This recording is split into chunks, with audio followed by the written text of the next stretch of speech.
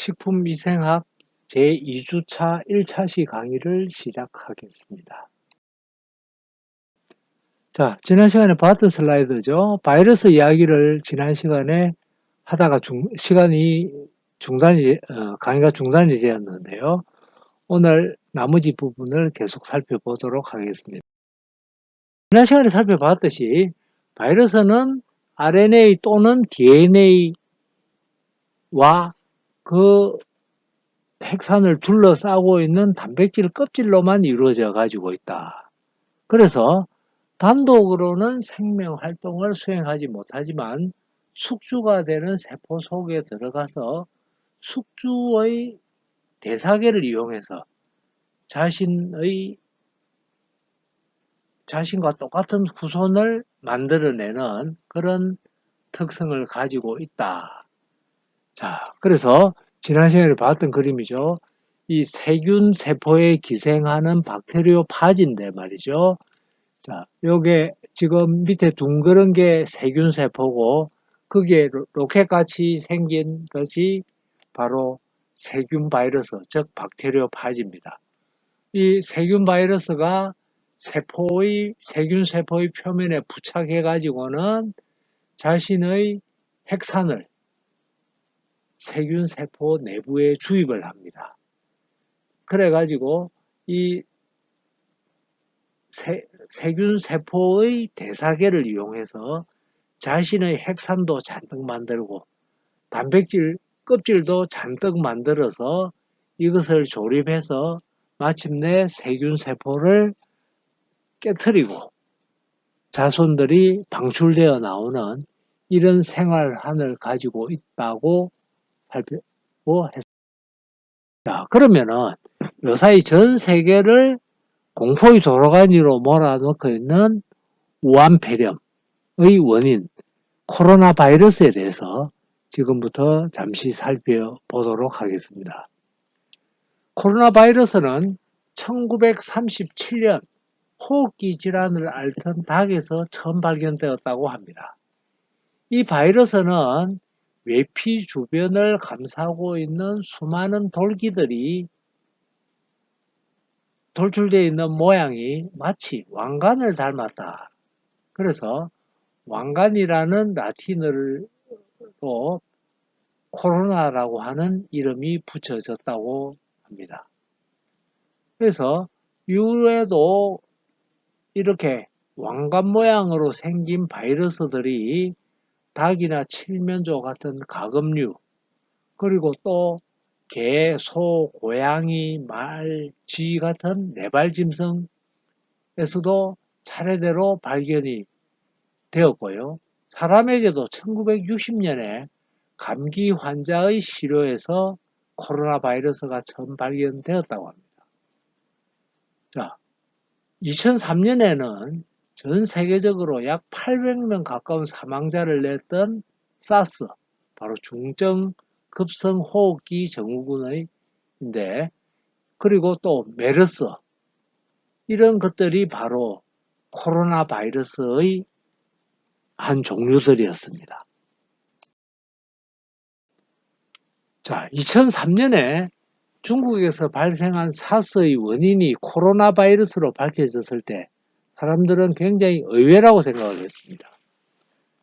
왜냐하면 코로나 바이러스는 동물들에게는 매우 흔한 바이러스인데 소나 개가 이 코로나 바이러스에 감염되면은 심한 설사를 하고 종종 어린 송아지나 강아지 경우에는 이 심한 설사로 인한 탈수증 때문에 사망하는 경우는 많았지만 사람에게 감염된 코로나 바이러스들은 심각한 이상 증상을 일으키는 경우가 그 이전에는 거의 없었는데 2003년에 발생한 사스는 그렇지 않았다는 이야기죠. 좀 더 살펴보면 말이죠. 실제로 코로나 바이러스는 일반적인 감기 증상을 일으키는 원인 중 한 15% 정도를 차지하고 있었답니다. 그런데 이 코로나 바이러스에 의한 감기는 증상 자체도 별로 무겁지도 않았고 심각한 합병증으로 이완되는 경우도 드물었다고 합니다. 조류 독감이라든지 신종플루의 원인 바이러스처럼 사실 전염력이 높은 것도 아니었고 에볼라 바이러스처럼 치사율이 높은 것도 아니어서 사람들은 아무도 이 코로나 바이러스에 대해서 관심을 두지 않았다고 합니다. 자, 이렇게 오랫동안 존재감조차 없던 코로나 바이러스가 갑자기 사람들에게 심각한 증상을 일으키는 무서운 바이러스로 변모한 이유는 과연 무엇인가? 바로 돌연 변이 때문입니다. 이 코로나 바이러스가 돌연 변이가 일어나서 동물에 있던 바이러스가 이제 사람에게도 전염이 되는 소위 인수 공통감염병처럼 의 원인이 되는 변종이 등장해버린 거죠. 사스, 메르스 이것들도 다 우한 폐렴처럼 이 변종이 원인이었습니다. 그래서 그로 인해서 증상도 무섭고 치사율도 높아졌던 거죠. 또 이 코로나 바이러스의 일반 감기와의 가장 큰 차이점은 소화기관도 감염을 시킨다. 자, 요사이 코로나 바이러스 때문에 엘리베이터 번호판을 일회용 나무 젓가락 조각으로 누르기도 하고 버스를 타면은 손잡이를 만졌다고 소독제가 비치가 다 되어 있습니다. 바로 소화기관도 감염이 가능하기 때문입니다. 만약에 이게 순수하게 호흡기 계통으로만 감염이 된다면 굳이 손소독을 강조할 이유가 없는 거죠. 자, 이 코로나 바이러스의 돌연 변이와 그리고 백신 개발의 가능성을 한번 살펴보도록 하겠습니다.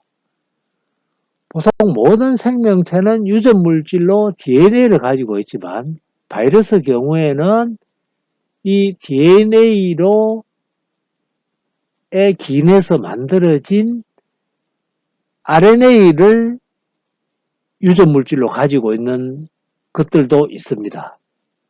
그러니까 어떤 바이러스는 DNA만 가지고 있고 어떤 바이러스는 RNA를 가지고 있다는 뜻입니다. 또 DNA가 이중가닥 DNA일 수도 있고 단일 가닥의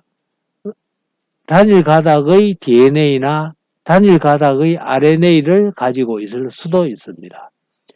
자, 지금 문제가 되고 있는 코로나 바이러스는 유전 물질로 RNA 단일 가닥을 가지고 있다고 합니다.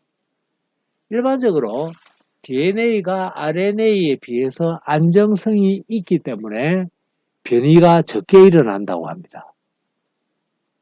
따라서 바이러스에 대한 안정적인 백신을 만들기는 이 DNA 바이러스에 대한 백신이 만들기가 훨씬 쉽다고 하네요. 예를 들어서 말이죠. 수천 년 동안 인류를 괴롭혀왔던 천년두의 경우에는 그 질병 천년두의 원인 바이러스가 이중가닥으로 되어 있는 DNA 바이러스에 속했기 때문에 이 변이가 잘 일어나지 않았고 따라서 백신의 효력이 오랫동안 지속이 될 수 있었답니다. 결국 이 백신으로 인해서 이 천년두 바이러스는 완전히 사라질 수 있게 되었고 우리 인류가 백신을 통해서 퇴치한 최초의 바이러스가 이 천년두 바이러스라고 합니다.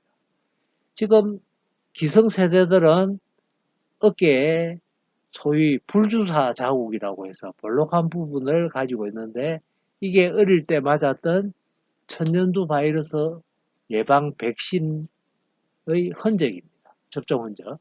근데 요사이 젊은 친구들 이하는 이런 흔적이 없거든요. 왜냐하면은 천년두 바이러스가 이미 10수년 전에 이 지구상에서 완전히 사라졌다고 세계보건기구에서 공식 발표를 할 정도였으니까 지금의 젊은 사람 이후는 이 천연두 바이러스 백신을 아예 맞지를 않았기 때문에 그런 자국이 없는 겁니다.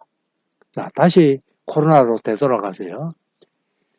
유전 물질로 RNA를 가지는 경우는 이 DNA 때보다 조금 더 복잡합니다. 이 RNA 바이러스에 대해서도 백신은 제조하는 것이 충분히 가능합니다. 그런데 RNA는 DNA에 비해서 안정성이 떨어지기 때문에 변이가 심하게 일어나서 백신의 효력이 지속되지 못한다. 변이가 일어났다는 게 뭡니까? 다른 새로운 바이러스가 되었다는 이야기거든요.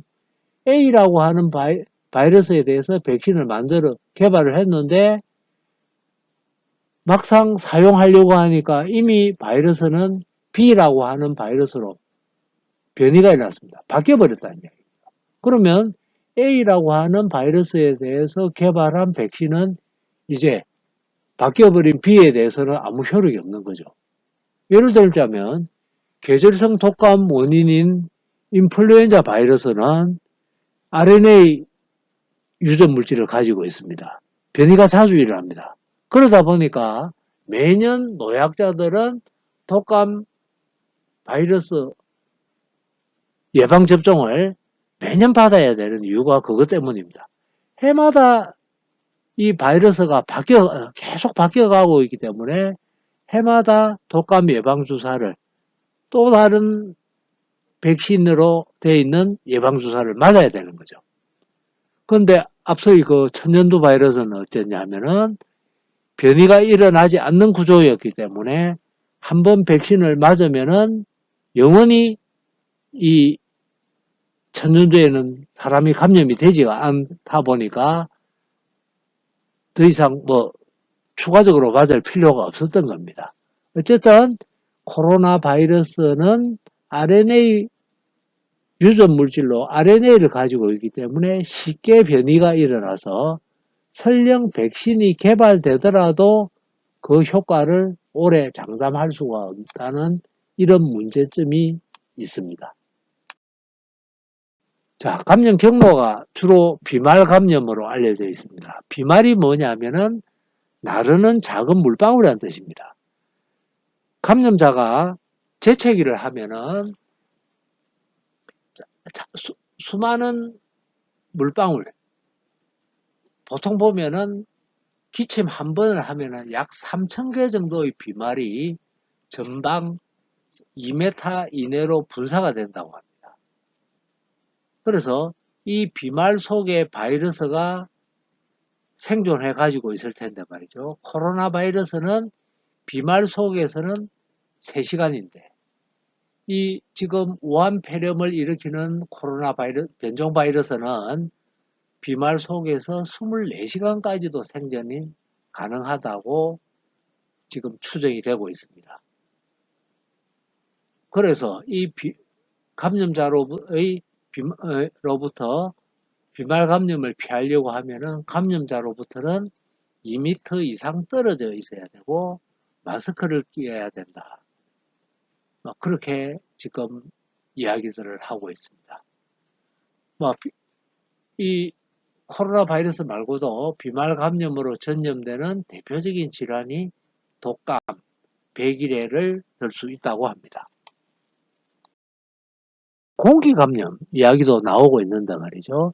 현재까지 알려지는 바에 먼저 공기 감염은 뭐냐?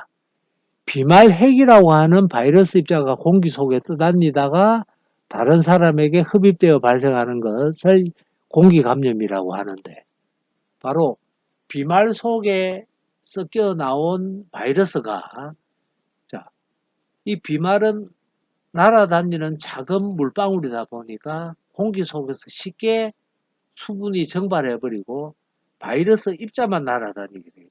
이걸 비말핵이라고 합니다. 자, 이 비말핵 속에서는 바이러스 입자가 그렇게 오랜 시간 생존을 하지 못한다고 합니다. 쉽게 죽어버린다고 하네요. 그래서 지금 질병관리본부에서도 이 우한폐렴의 원인 바이러스는 공기 감염 가능성은 낮다. 그렇게 현재 이야기하고 있습니다. 이 공기감염으로 전염되는 대표적인 질환은 홍역, 결핵 이런 것들을 들 수가 있습니다. 지금까지 이제 바이러스를 우리가 살펴보다 보니까 지금 전 세계인의 관심이 높은 코로나 바이러스를 잠깐 살펴봤고요. 다시 미생물 본론으로 돌아와서 미생물 같으면은 지난 시간에 이야기했죠. 세균, 곰팡이, 효모, 버섯, 단세포성 조류, 원생동물, 바이러스 이것들을 미생물이라고 했는데 이 지구상에 존재하는 미생물의 총량은 다른 모든 생물체의 총량보다 훨씬 많다. 실로 이해가 잘 안 되는 말입니다. 자, 이 미생물을 제외한 생물을 하면은 이 지구상에 살고 있는 인류 전체의 몸무게에다가 코끼리, 사자, 바퀴벌레, 모기, 파리 전부 다의 무게, 나무, 풀 전부 다의 무게를 합친 것보다 사람의 육안에도 안 보이는 미생물의 양이 더 많다고 하니까 사실은 쉽게 이해되지 않는 이야기입니다만은 사실입니다. 토양 1g 속에 1g 같으면은 여러분들 새끼 손가락 한 마디 정도의 양이라고 생각하면 되는데 그 토양 1g 속에는 미생물이 수백만 마리가 들어있고 우리 사람들이 화장실에서 배설하는 분변 1g 속에는 수십억 마리의 미생물이 분포되어 있다고 합니다. 자, 다음 슬라이드 잠깐 볼게요. 이 슬라이드는 토양을 배양을 해본 겁니다. 토양 속에 여러 가지 형태의 다양한 미생물들이 많이 살고 있음을 이 사진을 보면서 알 수가 있습니다. 어쨌든 이 지구상에 생물이 존재하는 모든 곳에 미생물은 아주 많은 수가 존재한다.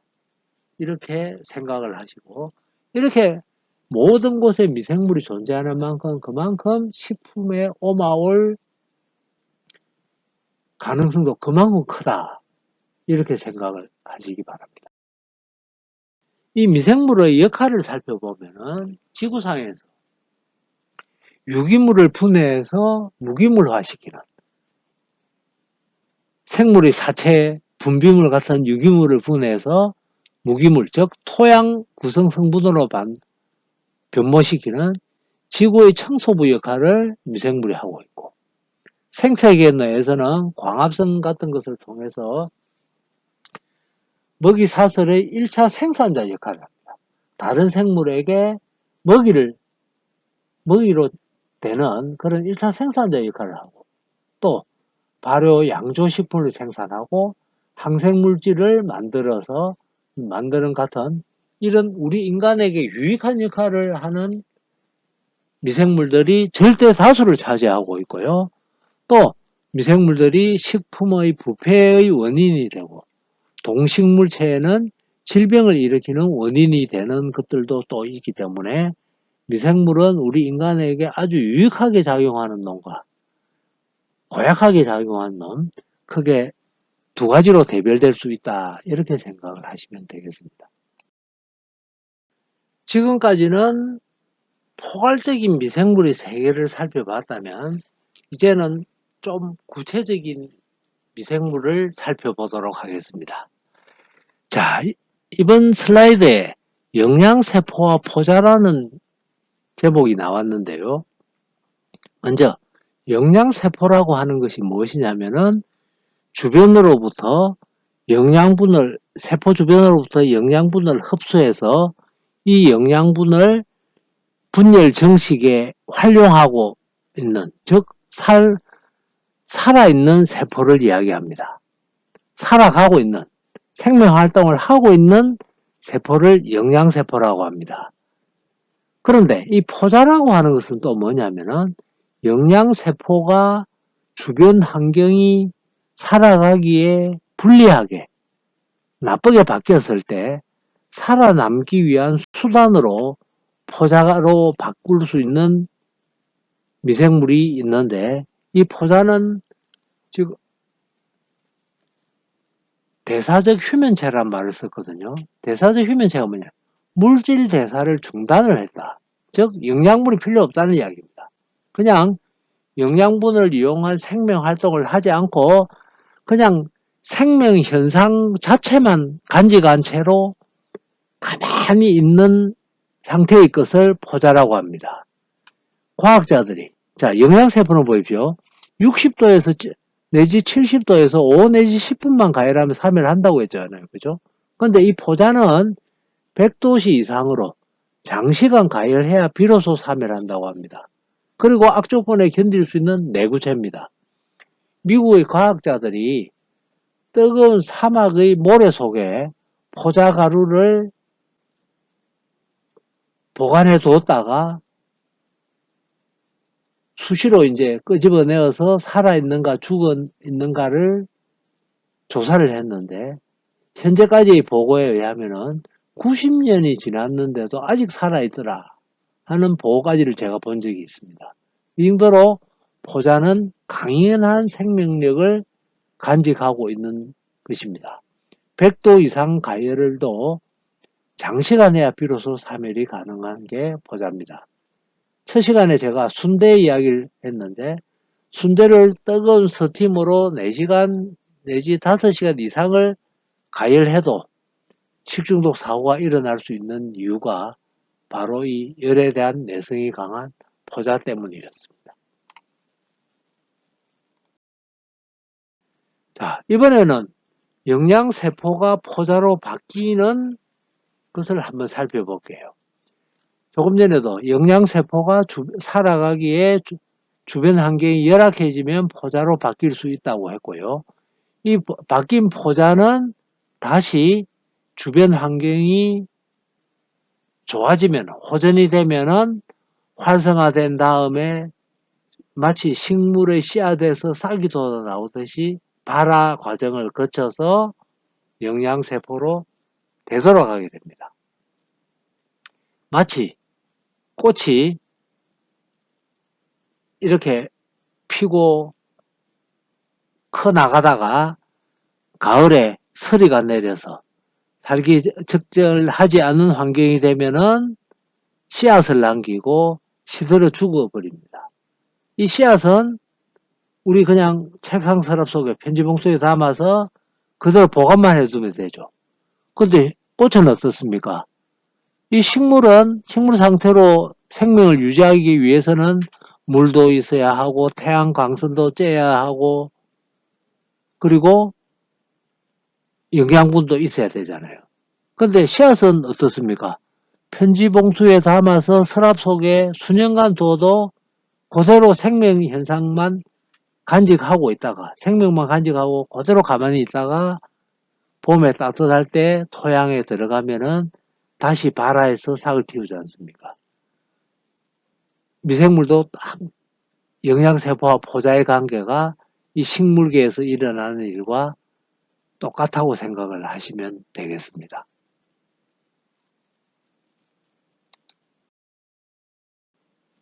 이 사진은 세균 포자의 절단면을 전자현미경으로 촬영한 사진입니다. 보시는 바처럼 포자의 외피는 여러 층으로 튼튼한 다층 구조라고 이야기를 하는데 이렇게 튼튼한 다층 구조로 되어 있어서 철저히 보호가 되고 있고 내부 내용물이 그리고 포자 속의 물은 대부분 결합수라고 합니다. 결합수는 곧이어서 우리가 공부를 할 테니까 어쨌든 여러분들은 포자는 튼튼한 다층 구조와 포자의 내부의 물은 결합수이기 때문에 포자는 주변의 악조건에 사멸하지 않고 견디는 내구체다 하는 사실까지만 일단 알아두시기 바랍니다. 자, 제가 첫 시간에 보리차를 끓여서 실온에 보관 천천히 식히는 경우와 찬물에 담궈서 급냉시킬 경우 어느 쪽이 보리차의 저장 수명이 오래 갈 것인가 하는 이야기를 했는데 결론은 찬물에 담그어서 급냉시킬 때 보리차의 수명이 오래 지속이 됩니다. 왜냐하면은 여름철 실온에서 천천히 냉각을 시키게 되면은 지금 가열 처리 이후에 식으면서 다시 살아남았던 죽지 않았던 포자가 발화되어서 영양세포로 돌아갈 수 있는 온도 범위를 천천히 통과하기 때문에 포자가 발화해서 영양세포로 되돌아가기 쉬워집니다. 그런데 찬물에 담그어서 급냉을 시키면은 이 포자가 발화해서 영양세포로 돌아갈 수 있는 온도 범위를 빨리 통과해서 많은 포자들이 제대로 영양세포로 돌아가지 못하고 원래 포자로 되돌아가 버리는 일들이 일어나서 보리차의 저장 수명이 향상되는 것으로 알려져 있습니다.